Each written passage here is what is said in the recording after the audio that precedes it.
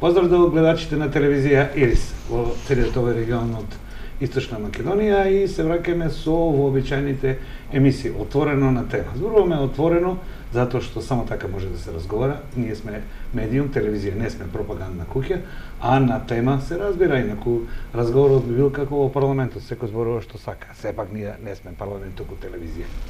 И по годишните одмори се враќаме со нашава емисија од Отворено на тема, како што реков, нашава емисија како политички магазин сега во предвечерието на локалните избори. Локалните избори се за нешто повеќе околу месец и пол, но точно за 1 месец започнува кампањата. Според правилата на АВМУ, ние започнуваме со промоција, покажување на мислењата на луѓето кои се должни вам да ви одговорат за состојбите во општеството каде што ги преземале одговорностите. Се разбира, зборуваме за министри, државни секретари и така натаму. Според правилата да напоменам дека по истекнувањето на кандидатурата па до почетокот на кампањата не може да бидат на телевизија во медиумите оние кои ќе се кандидати. Сите останати имат што да си кажаат, а ние сме отворени.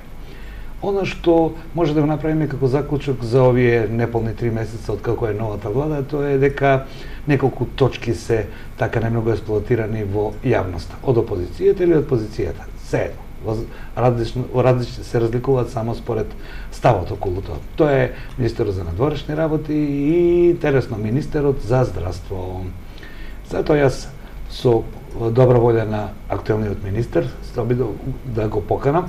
Тој одговори на тоа и вечерва во оваа емисија Отворена на тема со нас е министерот за здравство Арван Теревари. Министер, ви благодарам што одвоивте време и што дојдовте во Ирис телевизија.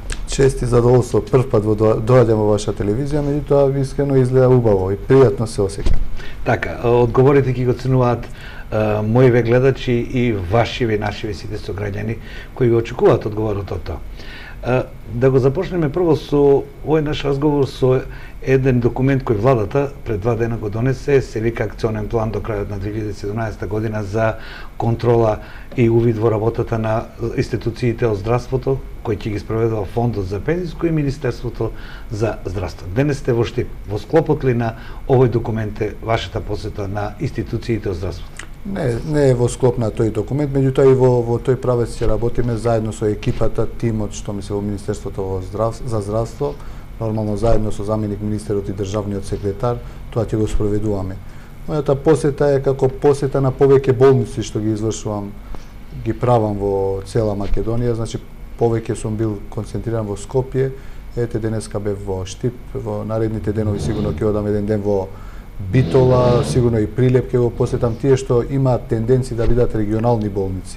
Значи целата политика на здравството во овој период што престои пред нас се дека Скопје, констатации се ова дека Скопје не може комплетно се да работи. Имаме добри кадри кои што може да сработат многу работи кои што може исто го се работи во Скопје. Кои се тие центри? Тие се клиничките болници. Значи тоа е Штип, тоа е Битола и тоа е Тетово.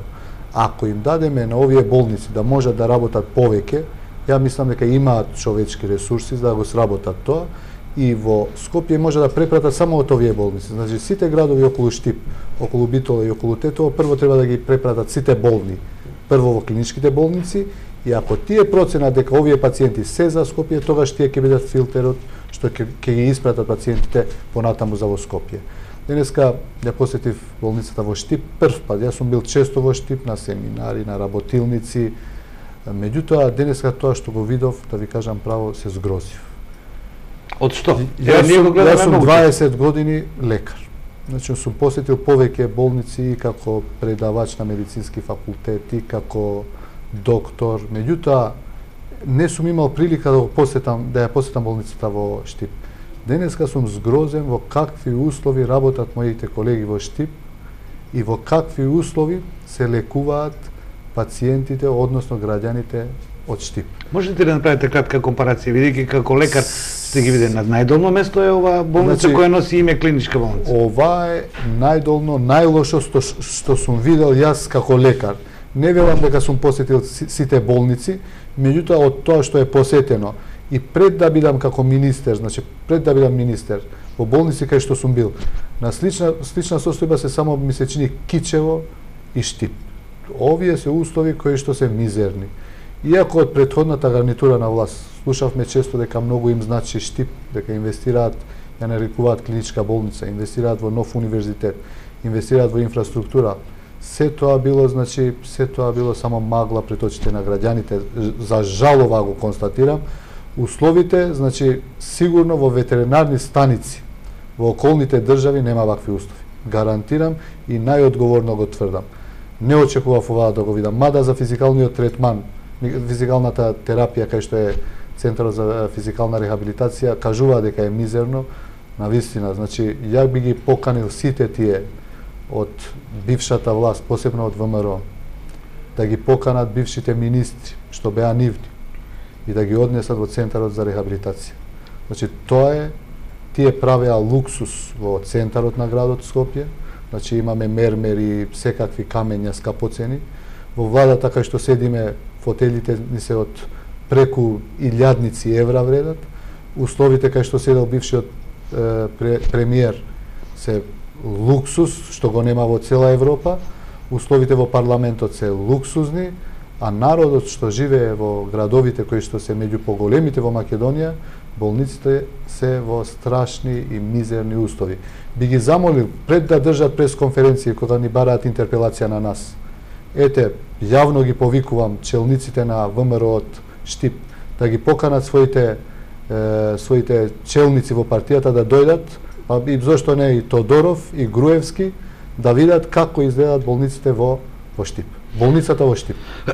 Министре, да ја поделиме овој наш разговор заради појасност на моите гледачи на две работи. Вие сте пред се лекар, но сега сте министер. Од ракурс, од гледиште на пациент, дојдете од Источна Македонија во Штип. Прва точка со која што се судрувате, прв поглед е хигиената. На што се должи, вие како лекар, сега како министер, на нашите навики како пациенти, на недоволниот број на луѓе кои тоа треба да го направат, или на технички услови кај што не може да се направи? Не верувам дека не може да се смени една WC шолја и еден лавабо. На што според вас се должи тоа? Значи, јас кога почнав како министер за здравство пред 3 месеци приближно, побарав од една агенција да ми направи една студија што се основните незадоволства на пациентите, за да знаеме на што да се фокусираме периодот што е пред нас, значи првите 100 дена наши. И ми кажа дека првото незадоволство на пациентите е хигиената во јавните здравствени установи. Второто незадоволство е однесувањето на средниот медицински персонал. Ќе ви кажам и зошто. Третото е однесувањето на лекарите, четвртото е времето на чекање и петото ми се чини беше условите во кои што се хоспитализирани пациенти. Хигиената релативно во нови згради може да се држи хигиена. Денеска се што посети во Штип, значи од здравствен дом, од болница Штип, од Центар за физикална медицина и рехабилитација, не е дека не е чисто. Колку и да чистите таму, тоа е комплетно амортизирано. Значи се рушат зидови, врати гледате кои што се амортизирани комплетно, значи нема кај да се... Тие работа, замислите, пациенти одат, соби со 12 болни. Ова немало ни во времето на Хитлер. Значи, ова е катастрофа. Така вие знаете правилата од Европската Светската здравствена асоциација за стандардите во кои што... Не зборам за европски стандарди, не зборам за амерички стандарди. Ве молам, најдете држава, Косово, Албанија, Бугарија, Грција, Србија. Одете и најдете една болница што изгледа како Штип и јас ќе ви речам, се извинувам пред сите граѓани дека сум лажа. Меѓутоа, најодговорно тврдам, сум ги прошетал болниците, тие се во лоши услови. Ама ова што е во Штип, ова е... Таа е од 37 година, како информација? Не знам од која година е зградена, меѓутоа, замислите, зидовите се руинирани, вратите скршени, замислете, 12 пациенти во иста соба. Иако има кадар, зборував и со шефовите на одели, ми кажува што се проблемите таму. Иако професионалци има, замислете и во такви услови кај што се згрижени 35 пациенти на хирургија, работат скоро 30 хирурзи од различни гранки, сепак работат многу работи и не ги праќаат во Скопје. Значи се обидуваат, даваат се од себе.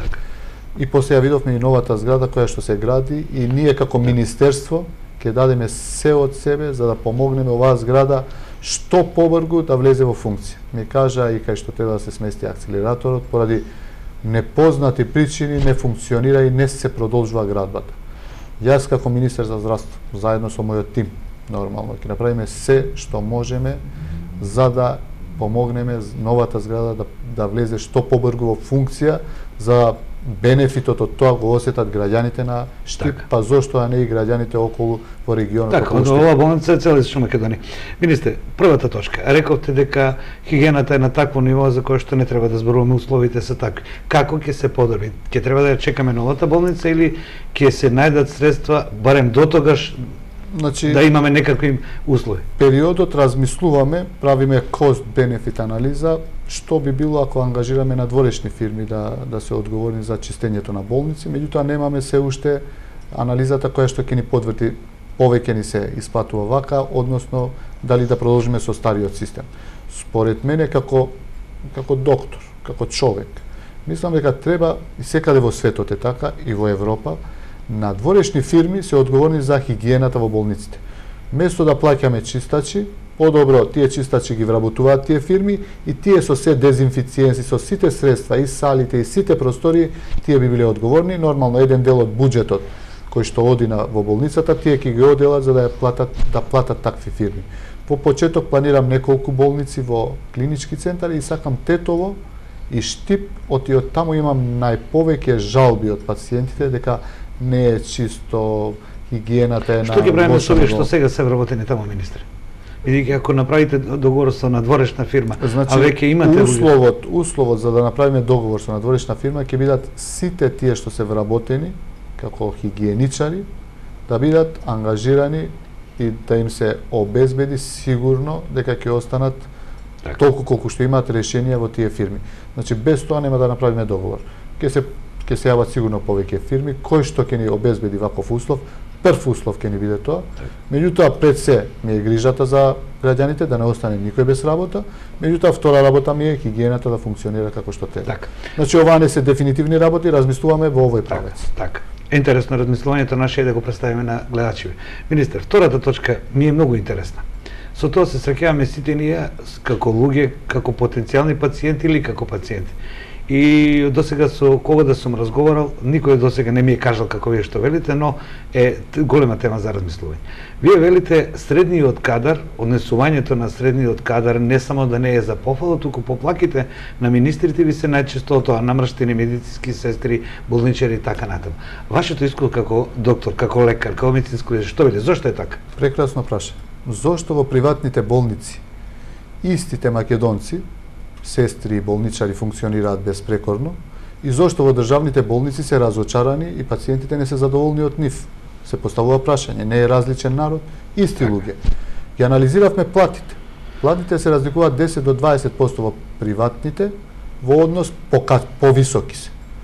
И се поставува прашањето и платите не би биле мотив 1000-2000 денари, не се мотив за да таму бидат насмеани, да се однесуваат добро со пациентите. Каде е проблемот? Анализиравме рапорт, пропорција меѓу вработени доктори и вработени сестри. Значи, во приватното здравство, еден доктор, околу него има 5 до 6 сестри. Додека во јавното здравство има еден доктор, 1 до 1,5 сестра. Да го тоа поедноставам за вашите гледачи да го разберат. Што значи тоа? Значи, во приватното здравство, една сестра покрива 5 пациенти, 5 до 6 пациенти. А во јавното здравство една сестра, значи во нашите болници, покрива 25, 30 до 40 пациенти. И што мислите, дали може една особа и рошули да има нисходници? Да нема да 2000 евра, таа не може физички да стигне. И зошто пациентите се незадоволни? Ќе им кажат, сестро, ми треба да излечете инфузијата. Другиот ќе побара друго нешто. Таа не е возможно да се згрижи за 25 или за 20 до 30 пациенти.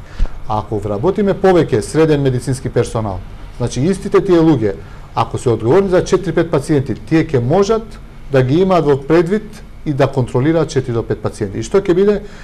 Средниот медицински персонал, болничари и сестри овде подразбирам, ќе бидат позадоволни, ќе имаат повеќе време да им посветат на своите пациенти и од тој пациентот ќе види дека сестрата може почесто да доаѓа кај нив, да ги прашува дали ви треба нешто Тоа е, значи, решавањето на овој проблем е само вработување и тоа на огромен број на сестри и болничари. Тоа мора да го направиме, значи нема друг излез. Така тоа рече директорот на 8 септември, дека проблемот му е отприлика како што ви рекоте 1,5 сестра на еден. Секаде е овој проблем. Значи низ цела Македонија се вработувале однос од доктори, сестри, што даваат, значи приватните, зошто се таму задоволни, бидејќи сестрите и болничарите се одговорни за 4 до 5 пациенти и можат со нив повеќе да соработуваат. Така.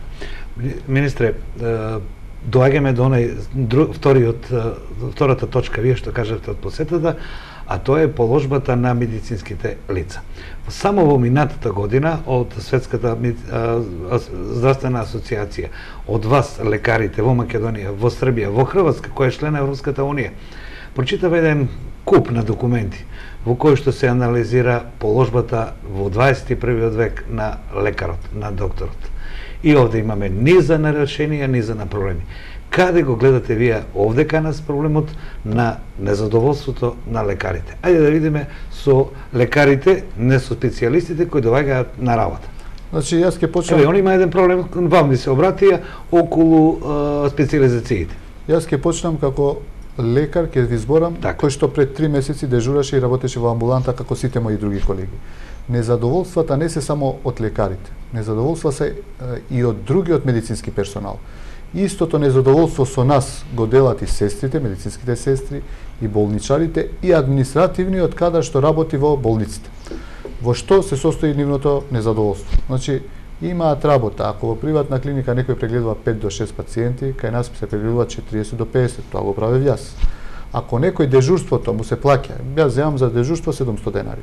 Замислете, и таксист да работите, и келнер да работите, ќе имате повеќе пари отколку еден доктор кој што заврши 6 години факултет и уште 4 години специјализација.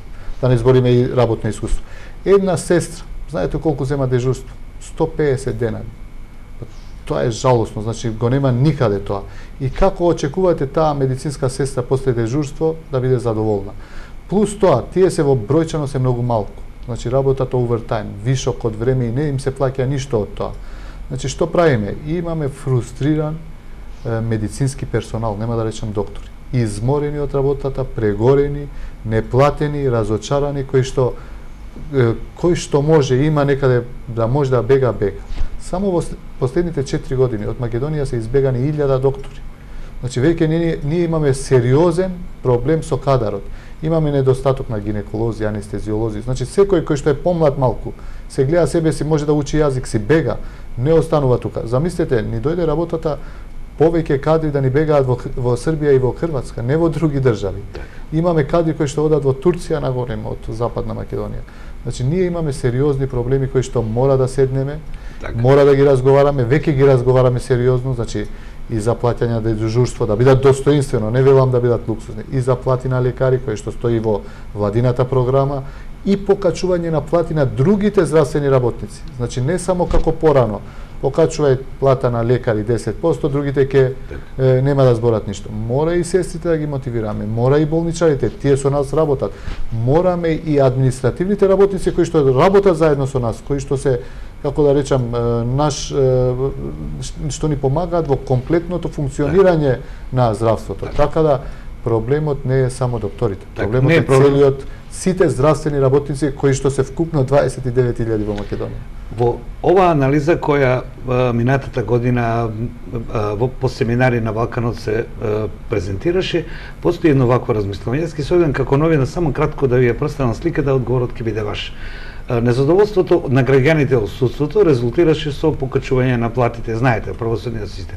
Кога ќе излеземе надвор, барем ние новинарите правиме анкети и кога ги прашате дали сте задоволни со судството, велат не. Овде доаѓа кон политичарите во употребата на популистичките мерки, колку имаме пари, толку ќе направиме. Но еве јас би сакал вие да одговорите на ова прашање. Глобализацијата на просторот доведе до селење на кадри во Европа. Професорот Штајнер вели вака: превреднувањето на медицината како медицинска услуга заедно со таа хуманоста е нужна во Европа, што значи дека на еден пазар ќе ги ставите сите во југоисточна Европа со скоро слични услови, за да имате можност да ги оставите да не мигрираат. Германските лекари одат во Швајцарија. Ве замолев како лекар и како министер, што мислите за оваа анализа и кои мерки мислите дека ќе вродат плод? Значи, јас не велам дека нема и во други држави миграција на доктори. Не, тоа општо во Тоа и во Америка одат во Канада, и од Канада одат некаде друго, тоа е процес кој што се случува. Меѓутоа, кога е 1000 на 2 милиони популација за 4 години, тоа е сериозна цифра. Како држава, како влада треба да седнеш и да размислуваш сериозно. Значи, не е незадоволството само во платите. Јас се согласувам со вас и констатацијата дека на судиите им покачивме плати, пак се незадоволни луѓето. Не е само тоа. Бројчано треба доктори да има колку што, значи, треба се вработат. Иако проблем ќе биде и тоа, значи имаме мал број на доктори што чекаат, скоро да нема доктори што не се вработени. Меѓутоа имаме сестри, имаме медицински персонал. Многу е битно и условите кај што работат. Видете, вие ќе бидете среќни кога доаѓате во ваков пријатен амбиент, работите и после тоа одите дома и се одмарате. Значи, ако ние на докторите и на медицинскиот персонал не им обезбедиме услови како што треба да работат и плати, нема да имаме никогаш среќни пациенти. Меѓутоа, здравствениот систем како здравствен систем е огромен потрошувач на пари. Скоро половина милиарда евра. Да. Македонија како држава троши околу половина милиарда. Така. А Словенија 2,5 милиарди. Значи 5:1, а 2 милиони популација, 2 милиони популација. Ама не имаме GDP од 9 милиарди, ти имаат преку 30. Здравствените услуги се што ќе платиш, што ќе земеш. Значи како за ручек, ако одиш со 100 денари да ручаш и со 500 денари, има разлика во квалитетот. Меѓутоа, ние треба да дадеме се од себе, да направиме систем кој што ќе биде функционален во Македонија.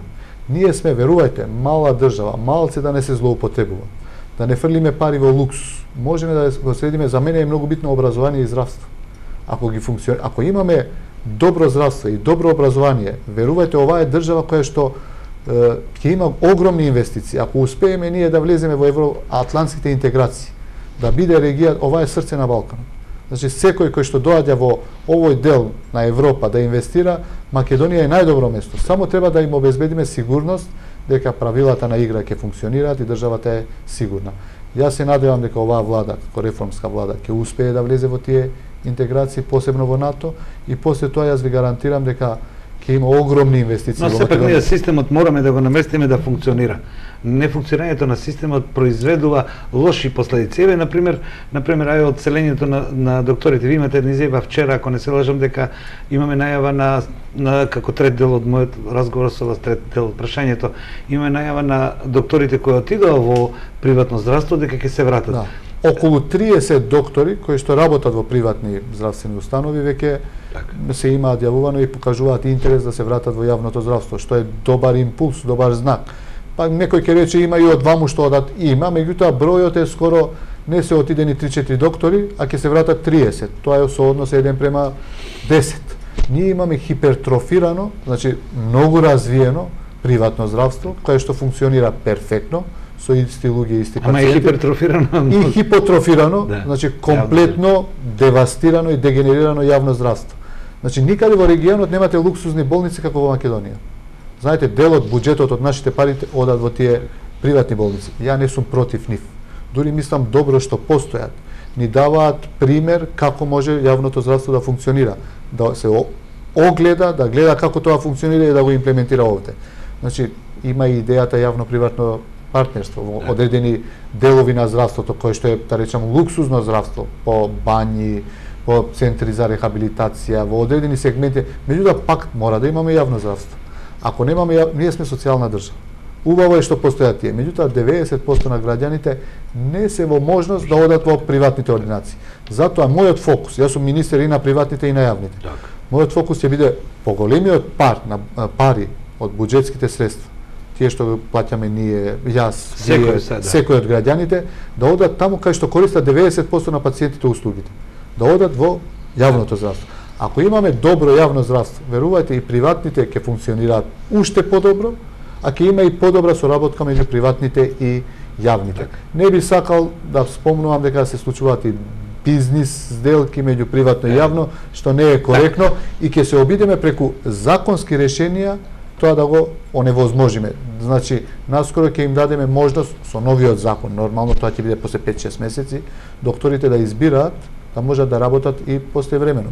Нормално треба да ги исполнуваат одредени услови, меѓутоа кој кај сака после работно време, одреден временски период може да работи и во приватна ординација. Не мора од тука да ги препраќа таму, туку може после работно време, откако ќе се сработи тоа што треба, да може да се сработи и во некоја приватна ординација. Така дека имате проблеми со мерливоста на нешто што не се мери, но постојат индикатори за тоа, сигурни индикатори кои што се спроведуваат во светот и никаде во светот не можеш, ако може таксист да работи после време, ако може пекар, зошто не може доктор после работно време дополнително? Почекаме, иако велам, таа мерливост е малку проблематична, но загатнате една многу интересна тема.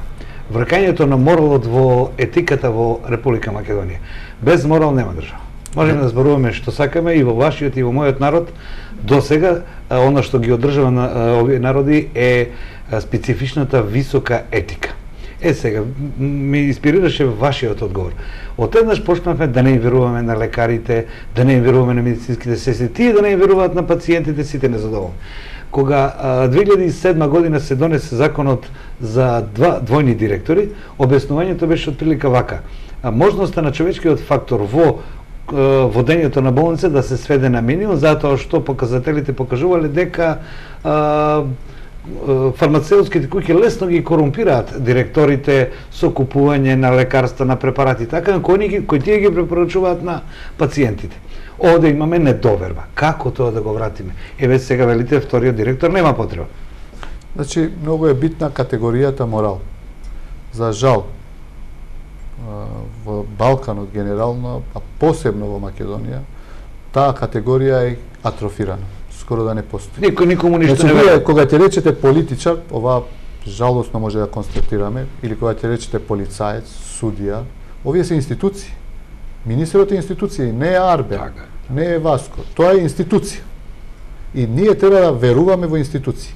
Вие знаете, пациентите не веруваат на докторот и одат во приватни доктори. Пациентите не веруваат во учителот и одат во приватни училишта, што е катастрофално за државата. Луѓето не веруваат во полиција и обезбедуваат приватно обезбедување. Уште ни остана приватна армија. Ние како влада имаме обврска следниот период, па и како политичари, опозиција без разлика. Треба да вратиме вербата на луѓето во институциите на системот. Тие да не веруваат во некој доктор со име презиме. Во институцијата доктор да веруваат. Значи, кога оди во болница, не мора да се јавува на никого. Да оди и да побара услуга која што тој ја плаќа. Секој месец дава од платата. Значи, моралот е многу и да ги осеќа училиштето, болницата како свое. Значи, тоа не е, викаат, државно. Не е државно, се е тоа наше. И треба да го чуваме и да го надградиме тоа. Не од таму да се земе, да се злоупотребува. Напротив, да донираме. Меѓутоа, кога ќе видат и граѓаните, најодговорно и ова го тврдам, кога ќе видат дека првите на сите институции работат честно, верувајте, ќе почне да се враќа довербата во институциите на системот. Ако ме прашате дали вие тоа ќе го направите за една година, еден месец, е невозможно. Тоа е процес кој што трае. Нормално и ние именувавме директори, мислиме дека се најдобри, меѓутоа и таму ќе има можеби неодговорни, неморални, и затоа ќе ги смениме. За 5-6 месеци, една година, ако видиме дека некој неодговорно работи, ќе го смениме. И ние како министри, некој верува, некој не верува, ако видиме дека злоупотреба, би требало веднаш да се менува. Ја не знам некој да дал оставка, не знам дали има министер што дал оставка. И таа категорија треба да ја размислиме сериозно. Како може во оваа држава да нема категорија оставка? Кога ќе сгрешиме и гледаме, знаете, има нешто кога спиете навечер и не спиете спокојно.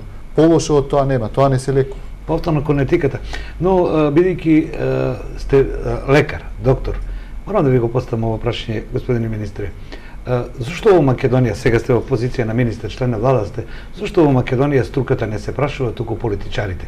Еве, овој пат вие сте лекар и ги детектирате проблемите не сакале или не од страната на тоа што сте пред се. Зошто досега ние во Македонија во сите области имаме проблем со тоа дека не треба да ги прашаме експертите, туку политичарите ни стануваат способни за се, па ни кажуваат вака е од овој проект од Запад, па ова, па да не спомнам образование. Еве кај вас е проектот за двојно раководење на финансии и на образование. И не е само тоа, да беше само тоа копи-пейст од Англија како е, меѓутоа таму се англичани, овде се македонци. Или земи од Германија закон за медицински студии. Не можете во вакви услови на медицински факултет и во Штип, и во Скопје, и во Тетово да направите германски систем. Невозможно е. Значи немате германски професори, немате германски семејства, немате германски плати, немате германски студенти. Значи невозможно е тоа да го направите. Треба да го адаптирате на системот. Јас често влегувам во болници, значи без никого. Влегувам и седнувам, разговарам со моите колеги. Сега како министер. И ќе ми кажат, тоа е, ова не оди, овде не е добро. Тоа ќе дојдам со кабинетот, ќе седнеме, ќе го разговараме. Тоа треба да се случува секаде. Треба и директорите, што се директори, да седнат со тие што се шефови на оддели, со колегите. Поединечно да зборат и да ги слушаат проблемите од внатре. Иако многу од нас повеќе доста работи знаеме, меѓутоа има нови информации што не ги знаеме. Јас лично дневно одговарам на 500 до 600 пораки, лично. И плюс мојот тим одговара на околу 1000 пораки што стигнуваат на Албота Равај. Значи мораме некако да добиеме фидбек од долу што се случува за да знаеме како да рефлектираме. На крајот на краиштата, мене не ми изгледа нормално некој да биде министер или премиер 10 години, 6 години, 5 години, 11. Не е нормално. Ја декомпензирав за 3 месеци. Мислам дека 1 до 2 години треба да се оди, нека дојде друг. Треба да им се дадат шанси на повеќе луѓе. Системот нека функционира, да, а нека идеите да иновираат. Да, фотелјата е менлива работа, затоа и така треба да доживуваме. Не треба да има од минатата влада, ја знам дека 10 министри беа сигурно по 10 години. Па тоа те троши како човек. Има и други убави нешта во живот. Тоа е личен однос, но се намалува инвентивност.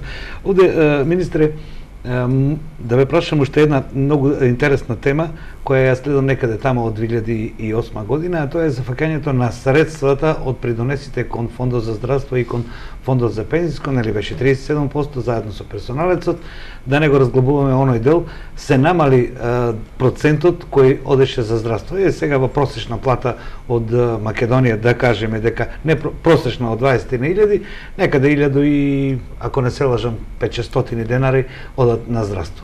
Еден од предлозите што можеме да ги сретнеме сега дека овој дел нужно мора да биде зголемен. Од каде ќе се скрати овде да се даде? Значи се размислува по повеќе правци, дефинитивно ќе имате здравство, колку ќе платите, колку пари ќе оделите за тоа, не за тука за секаде. Парите се недостасуваат. 9% од просечната плата сега. Пониско е. Некаде околу 7,2-3% е давачките што се за здравство. Порано било 8, нешто, сега е 7, нешто. Меѓутоа повеќето многу луѓе имаат минималци и тие плаќаат 5,5%, 5,2%, не субсидија. Кој ќе му кажете на ваш пациент дека 1000 денара месечно одвојува за здравство, тој ќе се поразмисли, зависи од тоа колку му значи тоа, нели, во секој случај. Ама на задржавата 1000 денара по човек е малку. Ние размислуваме од како да се постапи. Значи и со премиерот, и со тимот што го имам во Министерството за здравство, размислуваме кое би било најдоброто решение, да не се покачи тоа туку од акцизи или друго нешто, да се снајде решение од кај да доаѓаат пари во здравството. Меѓутоа за тоа понатаму ќе излеземе со дефинитивен став како ќе одлучиме. Уште немаме конечна одлука, меѓутоа дефинитивно треба да се најдат приходи за здравството. Така.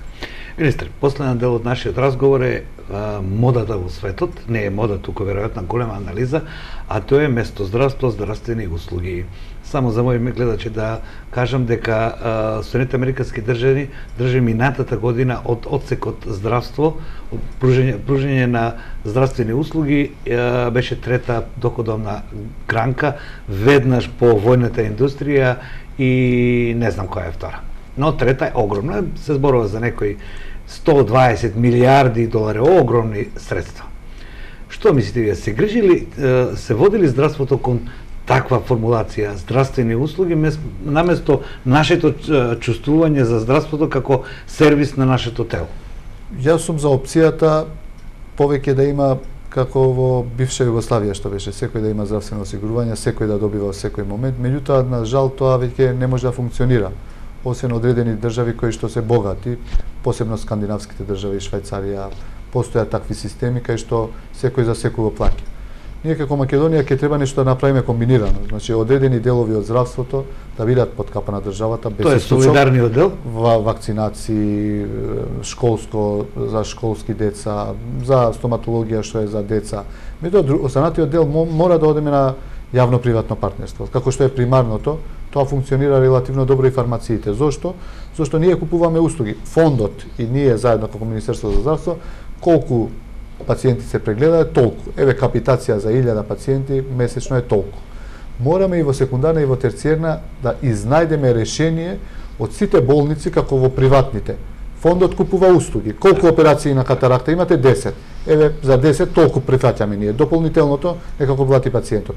Можеме и ќе мораме, не можеме, ќе мораме и во секундарно и во терциерно здравство кај што лежат пациенти, кај што одат на големо, значи не се мери тоа, се мери, меѓутоа со мој термин не може точно да се одреди. Ќе мораме фондот да исплаќа толку колку што сработил секоја болница, толку да се плаќа. По тоа да се оснива и буџетот. Иако сега и буџетот се формираат, буџетите се формираат на болниците, нешто комбинација, колку услуги и нешто фиксно.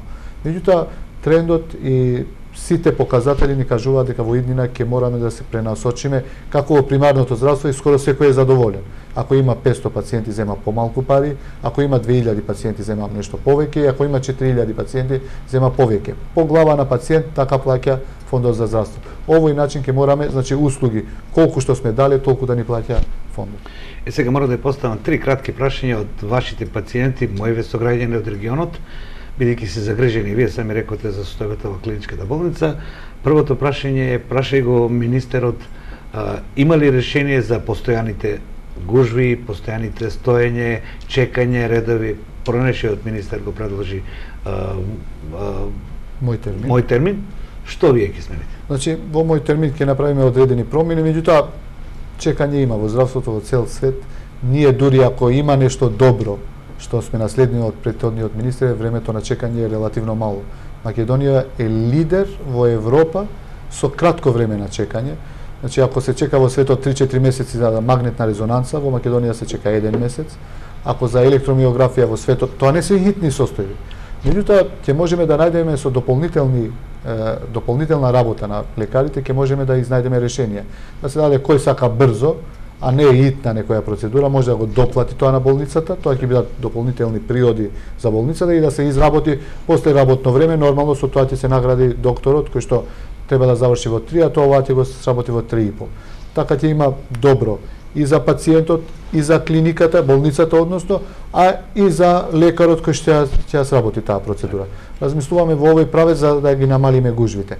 Тогаш ќе видите дека повеќе пациенти кога ќе дојде приватно да го платат, бидејќи не е итна состојбата, ќе видите дека нема да побараат, бидејќи стварно не се итни одредени процедури. Едното прашање одговорите, а тоа е дали може да се направи поголем ред кога одат мои сограѓани од Источна Македонија во Скопје, па нешто не може да завршат и велат не се зголемуваат трошоците, но и се работи за болни луѓе.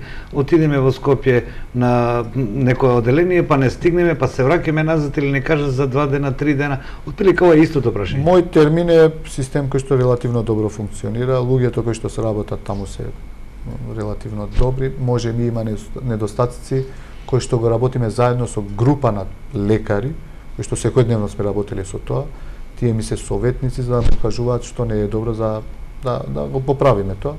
Се надевам дека во идниот период ќе бидат известени, веќе се известуваат со SMS пораки дека прегледот е презакажан, утре треба да дојдете, не утре, после 3 дена веќе ка докторот. Тоа ќе продолжи, ќе инсистирам тоа да биде што подобро ажуриран. Така. И министре, мои сограѓани, често пати ние како медиум овде од Источна Македонија се обидуваме да ги известиме со добра соработка со болницата за некои апарати кои не работат.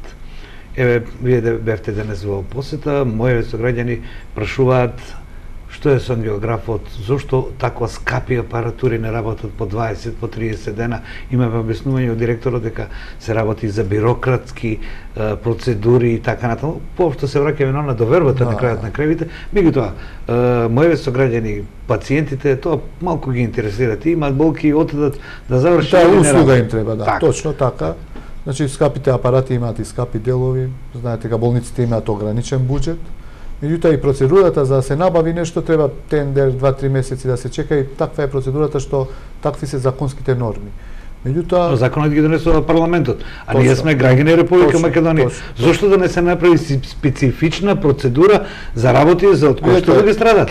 Ке треба да размислуваме и за одредени законски промени. Значи, за се што купувате во болница и над 500 евра ви треба 3 месеци. Тоа е нерационално. Ако ви треба хируршка сала не функционира нешто, а треба се оперира утредента, не е тоа оправдување. Меѓутоа, размислуваме и во тој правец, многу брзо ќе почне апаратот, ангиографот да функционира во Штип, а магнетот веќе функционира, веќе е ставена, денеска беше експериментално ја испробува, мислам дека од утре граѓаните ќе имаат услуга магнетна резонанца. И ако можам да направам еден заклучок од нашиот разговор, министре, дека се искристализира една тема, а таа се нарекува етика и доверба.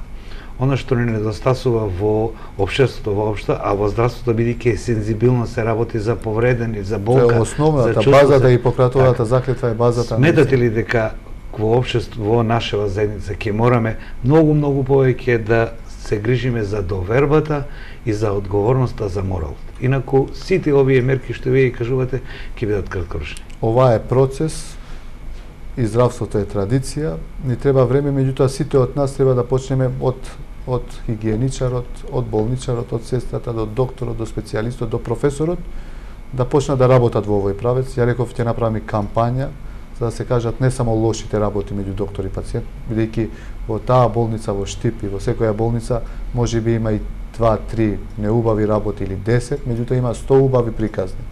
Зошто не ги кажеме тие убави приказни што се случиле, кај што еден пациент е задоволен, туку само лошите. Меѓутоа вестите така се продаваат. Вие сте новинар, знаете дека лошата вест многу повеќе се чита отколку добрата, меѓутоа полека сите треба да дадеме се од нас. Би ве замолили вас како медиум, сум разговарал со повеќе медиуми и во Скопје и во Тетово, да работиме во овој правец, значи понекогаш освен лошите вести да покажеме еден успех на еден доктор. Ние во нашата веб страна почнавме така, во нашиот Facebook профил почнавме да покажуваме визии на одредени доктори, задоволства што ги изразуваат во нашите преку пораки одредени пациенти, да ги прикажеме тие, да кажеме дека можеби 10 до 20% се неубави приказни, меѓутоа 80 до 90% се добри приказни во здравството. Само на овој начин ќе можеме да ги враќаме довербата на граѓаните во институциите на системот. Така, системот е систем затоа што е комплементарен. И сите се надополнуваме едни со други. Ви благодарам за одвоеното време и се надевам дека 50.000 луѓе кои ќе го следат ова ќе извлечат заклучок за тоа што ви им порачавте, да се надеваат на повисоки плати и на нови вработувања во медицина, во здравството, како што рекоте. Благодарам уште. Наискрено ми беше задоволство, баш е убав амбиентот тука во вашата телевизија. Благодарам, министре. Поштовани гледачи, како што реков и пред министерот, а пред се за вас и за сите нас, вркањето на моралните норми се нужност. Инаку нема заедница која нема најтврсто везено ткиво, а тоа е довербата. Според многу од социолозите кои пишуваат на оваа тема, велат дека транзицијата е една состојба во која што прво се рушат тие човечките особини, а заврши ли таа транзиција или е состојба? Завршена е. Дојдоа нови генерации и мораме државата да ја држиме на довербата и на високиот морал. Еве, имате локални избори, имаме сите. Наша одговорност е вие, сите ние граѓани, да ги избереме оние на кои што им даваме доверба. Нивна одлика мора да биде висок морал и одговорност за да ни се врати довербата. Сето тоа е комплементарно. Да не ви држам предавање. Ви сте мои сограѓани во Република Македонија, гледачи на Ирис телевизија, ама наша задача е да подсетуваме на некој од овие постулати. И ова ќе ви подсетувам се таму до 2 дена пред изборите, значи до 13-12 вечерта, за да направиме добар избор. Овде ќе бидат луѓе кои треба да работат во ваш интерес, а вашиот интерес е да го покажете интерес. Довидување до понеделник, до новата емисија Отворено на тема.